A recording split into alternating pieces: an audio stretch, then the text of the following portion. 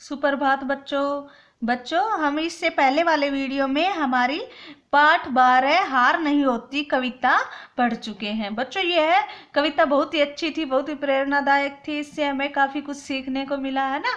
और आज हम करेंगे इस कविता के प्रश्न उत्तर। ठीक है, तो पहले करते हैं हम शब्दार्थ। देखो अभ्यास है हमारा और पहला प्रश्न है, आइए शब्दों के अर्थ जाने। ठीक है, देखो पहला है अखरना। अखरना का मतलब क्या होता है बच्चों? बुरा लगना। उत्साह, जोश, चैन, आराम, चुनौती, ललकार, रगों में, शरीर की नसों में, सहज, सरल, साहस, हिम्मत, सिंधु, सागर, संघर्ष, जूझना। अब हम करेंगे कविता से के प्रश्न।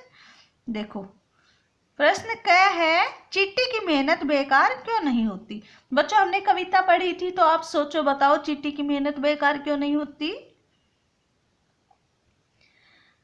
देखो बच्चों, चींटी दीवार पर चढ़ती है और फिर वो फिसल कर नीचे आ जाती है और फिर वो दीवार पर चढ़ती है, यानी बार बार कोशिश करती है और अंत में वो अपना उत्साह कम नहीं होने देती, मन का विश्वास कम नहीं होने देती और बार बार चढ़कर गिरकर ऐसे करते हुए वो आखिर में दीवार पर चढ़ जाती है ना। देखो बच्चों मैंने इसका उत्तर लिख दिया है। चींटी की मेहनत बेकार इसलिए नहीं होती क्योंकि चींटी बार बार कोशिश करके अंत में अपने विश्वास व हिम्मत से दीवार पर चढ़ जाती है, यानी अपनी मंजिल को प्राप्त कर लेती है। ठीक है बच्चों, देखो अब हमारा अगला प्रश्न है, गोताखोर सागर में क्या प्राप्त करने के लिए गोता लगाता है? जो गोताखोर होता है, जो समुद्र में सागर में तैरते हैं, जो तैरने में एक्सपर्ट होते हैं, ठीक है, माहिर होते हैं, वो गोताखोर सागर में क्या प्राप्त करने के लिए गोता लगाता है बच्चों? हमने कविता में पढ़ा था, चलो बताओ।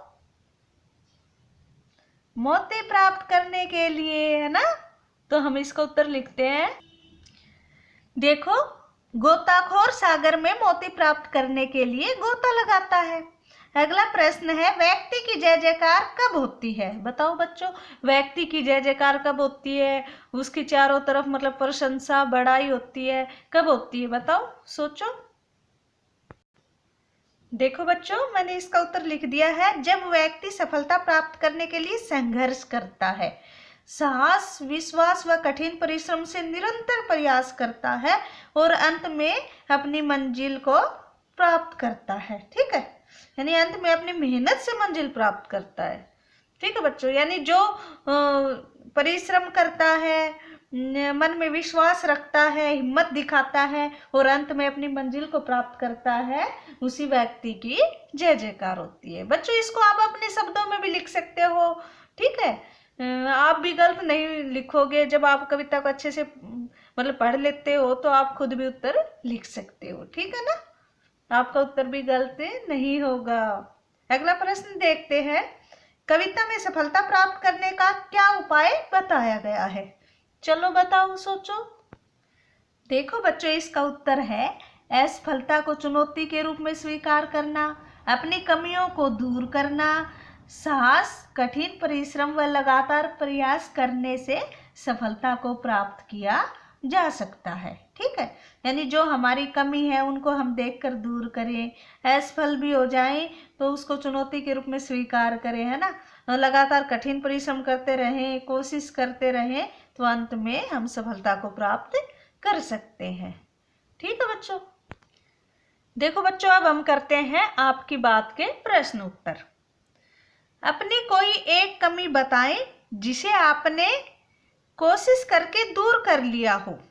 कमी को दूर करने के लिए आपने कौन कौन सी कोशिशें की?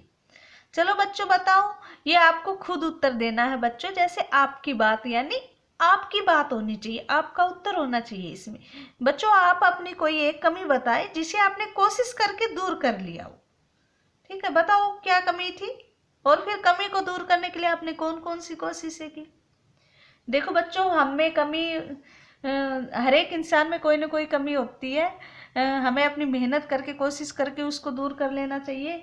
तो बच्चों आप लिख सकते हो कि पहले मुझे हिंदी अच्छे से पढ़नी नहीं आती थी, मैंने बार बार कोशिश की, बार बार पढ़ा, तो मैंने अपनी इस कमी को दूर कर ली। या मैंने अपनी बड़ी बहन की, मेरे पापा की मदद से पढ़कर और रोज़ कोशिश करके अपनी कमी को दूर कर लिया। या कह सकते हो पहले मेरी लिखाई खराब थी और मैंने बार बार कोशिश करके सुलेख लिख लिख कर अपनी लिखाई ठीक कर लिया। कह सकते हो पहले मैं क्रिकेट अच्छा नहीं खेलता था, फिर मैंने खूब प्रैक्टिस की और अब मैं क्रिकेट अच्छे से खेलने लग गया हूँ। यानी आप कोई भी कमी बता सकते हो बच्चों, ठीक है। अगला है अपना एक अनुभव बताएं जब आप कभी कहीं कीचड़ या फर्श पर फिसले हों। अब आपको अपना एक अनुभव बताना है, यानी पहले कभी आप गिरे हो, है ना, कीचड़ या फर्श पर। सोचो बच्चों, ये आपको खुद बताना है। जैसे हम बारिश में फिसल पड़ते हैं, कीचड़ में भी फिसल पड़ते हैं, फिसल कर कीचड़ में गिर जाते हैं, या फर्श पर भी फिसलन हो जाती है ना, फर्श का पत्थर टाइलें फिसलती हैं, है ना, या कई बार आप जानबूझकर भी फिसलते हैं, है ना। तो बच्चों आपको अपना एक अनुभव बताना है कि आप कब कहीं कीचड़ में गिरे थे या फर्श पर फिसले थे, या फर्श पर पानी बिखर जाता है तो हम वैसे भी फिसल जाते हैं ना। चलो अब गए देखो, आपको कभी न कभी किसी चीज से डर महसूस हुआ होगा, आपने उस डर का सामना कैसे किया। अब बताओ बच्चों, आपको किसी चीज से डर महसूस हुआ और आपने उस डर का सामना कैसे किया, बताओ। जैसे किसी व्यक्ति को अंधेरे से डर लगता है, ठीक है, तो पेरेंट्स यानी मम्मी पापा कोशिश करते हैं कि बेटा जाओ, मैं यहाँ खड़ा हूँ, आपको कैसे डर लग रहा है, जाते हो, है ना, बार बार जाते हो तो आपका डर दूर हो जाता है ना। ये भी लिख सकते हो कि पहले मुझे कुत्ते से डर लगता था, मैं पास से जाता भी डर महसूस करता था, लेकिन अब मेरे पापा ने मेरा यह डर दूर कर दिया है ना। मुझे हिम्मत भरी बातें बताई उन्होंने, कहा बच्चे डरता नहीं है ना, तो ऐसे मैं अब उसके पास से चला जाता हूँ। मैंने हिम्मत से, साहस से अपने डर का सामना करना सीख लिया है, मैं कुत्ते से नहीं डरता हूँ, ठीक है। अच्छा आगे देखो, चींटियां लाइन में चलती हैं, आप कब कब लाइन में चलते हैं बताओ। हाँ याद आया ना कि हम जब प्रेयर के लिए जाते हैं, प्रार्थना के लिए जाते हैं सुबह, है ना, सुबह प्रार्थना के लिए जाते हैं तो हमें वहाँ पर पंक्तियों में खड़े होते हैं, लाइनों में खड़े होते हैं, है ना, लाइन में प्रेयर करते हैं, प्रार्थना करते हैं। और जब अपने क्लासरूम में यानी कक्षा कक्ष में वापस आते हैं तब भी हमें लाइन में चल कर आते हैं, यही है ना। Very good. और जब हम मिड डे मील करते हैं, दोपहर का खाना खाते हैं, तब भी हम पंक्तियों में जाते हैं, है ना,